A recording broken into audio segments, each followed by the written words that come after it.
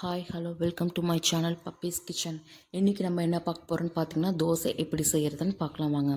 First ஒரு பாத்திரத்தில் 5 cup rice எடுத்துக்கோங்க. உங்களுக்கு என்னுடைய சேனல் பிடிச்சிருந்துச்சுன்னா லைக் பண்ணுங்கள், ஷேர் பண்ணுங்கள், சப்ஸ்கிரைப் பண்ணுங்கள். முக்கியமாக யாருமே சப்ஸ்கிரைப் பண்ணலைன்னா பண்ணிவிடுங்க, தயவு செஞ்சு பண்ணிவிடுங்க. இந்த ரைஸை நல்லா தண்ணி ஊற்றி கைகளால் நல்லா அலசிக்கோங்க. நல்லா அலசி ஃபஸ்ட்டு டைம் சாதாரணமாக கழனி பிடிங்க. செகண்ட் டைம் நல்லா அலசி கைகளால் நல்லா அலசிட்டு தண்ணியை வடிகட்டிடுங்க. இதே மாதிரி 2 டைம்ஸ் அல்லது 3 டைம்ஸ் பண்ணுங்கள்.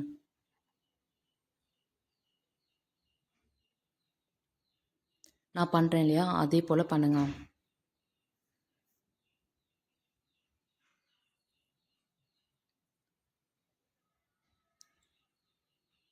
அப்போ தான் அதில் இருக்க டஸ்ட்டு அதெல்லாம் வெளியே வரும்.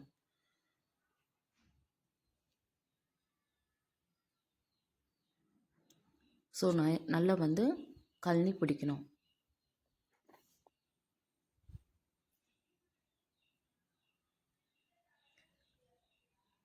தண்ணியை வடிகட்டிடுங்க.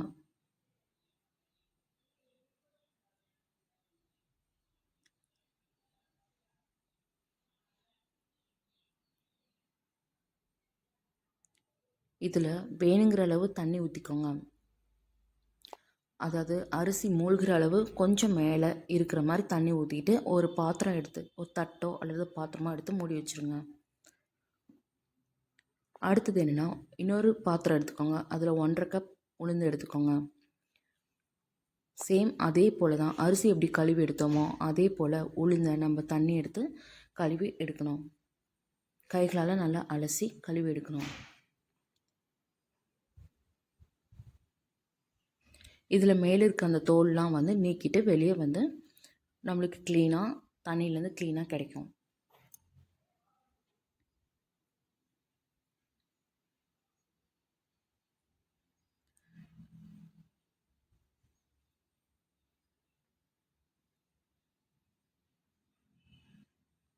வடிகட்டிடுங்க, தண்ணியை வடிகட்டிடுங்க. இதே போல் 2 அல்லது 3 டைம்ஸ் பண்ணிக்கோங்க. நல்லா வாஷ் பண்ணிக்கோங்க.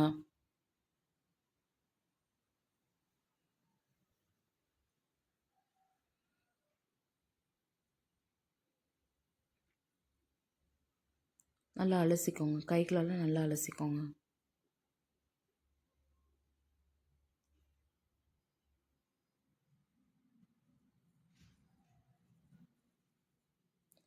அந்த தண்ணியை வடிகட்டிடுங்க.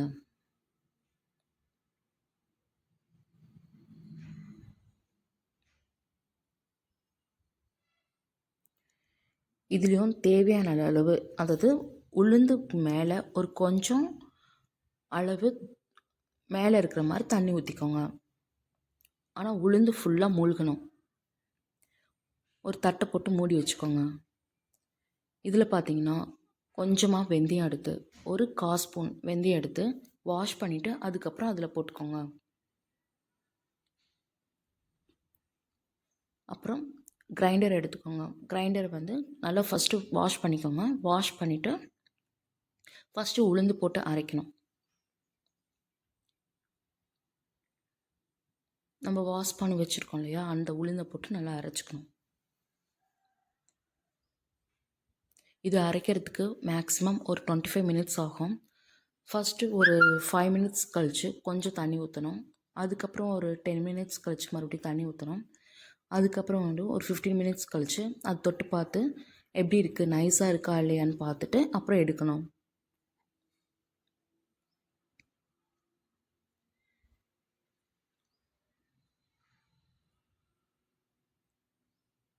இதை தட்டை போட்டு மூடி வச்சுக்கலாம்.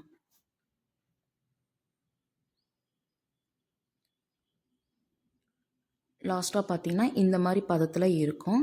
நம்ம தொட்டு பார்த்தா ரொம்ப சாஃப்டாக இருக்கும். எந்த ஒரு ரொம்ப சாஃப்டாக இருக்கும். கையில் பார்த்திங்கன்னா ரொம்ப தொட்டு பார்த்தா ரொம்ப சாஃப்டாக இருக்கும். ஸோ அந்த டைமில் நம்ம எடுத்துக்கலாம். கழட்டி இந்த கல்லை எடுத்து ஒரு பிளேட்டில் வச்சுட்டு அந்த மாவை எடுத்து எந்த பாத்திரத்தில் தேவையோ அந்த பாத்திரத்தில் எடுத்து வச்சுக்கோங்க.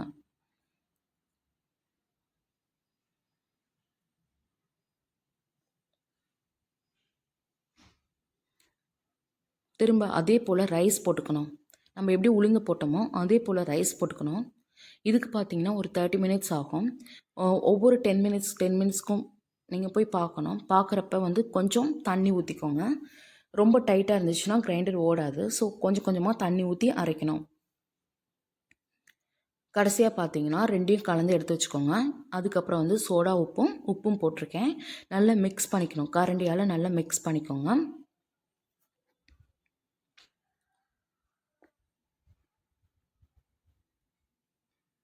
நல்லா 2 மாவையும் உப்பும் எல்லாத்தையும் சோடா உப்பு 4யும் நல்லா மிக்ஸ் பண்ணிக்கோங்க. மிக்ஸ் பண்ணிவிட்டு ஒரு பாத்திரம் எடுத்து மூடி வச்சுருங்க. இது காலையில் வந்து பார்த்திங்கன்னா ஒரு நைட் வந்து பொங்கி காலையில் இப்படி இருந்துச்சு. இது பார்த்திங்கன்னா நல்லா கலந்துவிட்டால் அது நார்மல் மாவாக இருக்கும். இது ஒரு ஊற்றும்போது தனியாக ஒரு பாத்திரத்தில் எடுத்துக்கோங்க. கொஞ்சமாக தண்ணி ஊற்றிக்கோங்க. 1/2 டம்ளர் தண்ணி ஊற்றிக்கோங்க. நல்லா மிக்ஸ் பண்ணிக்கோங்க. நல்லா மிக்ஸ் பண்ணிவிட்டு கல் நல்லா சூடானோன்னே தோசை கல் நல்லா சூடானோன்னா அதில் எண்ணெய் ஊற்றிக்கோங்க. எண்ணெய் நல்லா காஞ்சோன்னே மாவு எடுத்து ஊற்றிக்கோங்க. 1.5 கரண்டி எடுத்து ஊற்றுங்க. ஊற்றி இது மாதிரி நல்லா சுற்றணும். சுற்றிட்டு ஒரு 4 மினிட்ஸ் அல்லதுனா 3 மினிட்ஸ் கழித்து எண்ணெய் ஆயில் வந்து ஃபுல்லாக அதை சுற்றிலும் ஊற்றிக்கோங்க.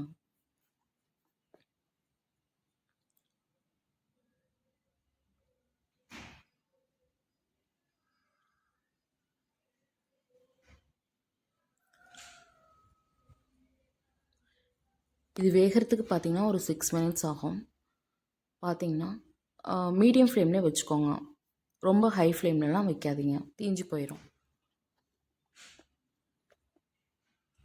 பின்பக்கமாக திருப்பி போட்டுருங்க. அதுக்கப்புறம் அது மேலேயும் கொஞ்சம் வேணும்னா எண்ணெய் ஊற்றிக்கோங்க. எண்ணெய் இல்லைன்னா நெய் இருந்துச்சுன்னா நெய் ஊற்றிக்கோங்க. நான் நார்மலாக தாங்க தோசை சுட்டிருக்கேன். ஸோ உங்களுக்கு தேவைன்னா விதவிதமாக தோசை இருக்குது, வெரைட்டியாக இருக்குது. அதில் எதுன்னு பார்த்து நீங்கள் செஞ்சுக்கோங்க. அடுத்தது பார்த்திங்கன்னா நான் எக் தோசை வந்து செஞ்சுருக்கேன். இது எப்படி செய்கிறது பார்த்திங்கன்னா 2 முட்டையை நல்லா உடச்சி ஊற்றிக்கோங்க. அப்புறம் கொஞ்சம் மிளகுத்தூள் உப்பு சேர்த்துக்கோங்க. தேவையான அளவு உப்பு சேர்த்து நல்லா மிக்ஸ் பண்ணிக்கோங்க. மிக்ஸ் பண்ணதுக்கப்புறம் நம்ம ஊற்றுவோம் இல்லையா தோசை, அது மேலே கொஞ்சம் ஒரு 2 நிமிஷம் கழித்து இந்த முட்டையை எடுத்து ஊற்றிக்கோங்க.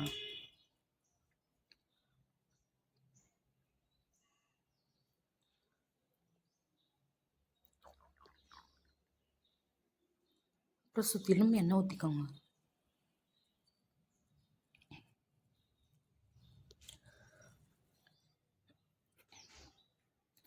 அப்புறம் சூடாக எடுத்து பரிமாறிக்கோங்க. உங்களுக்கு என்னுடைய சேனல் பிடிச்சிருந்துச்சுன்னா லைக் பண்ணுங்கள், ஷேர் பண்ணுங்கள், முக்கியமாக கமெண்ட் பண்ணுங்கள். சப்ஸ்கிரைப் பண்ணாதவங்க கண்டிப்பாக சப்ஸ்கிரைப் பண்ணுங்கள். Thank you so much. Thank you so much.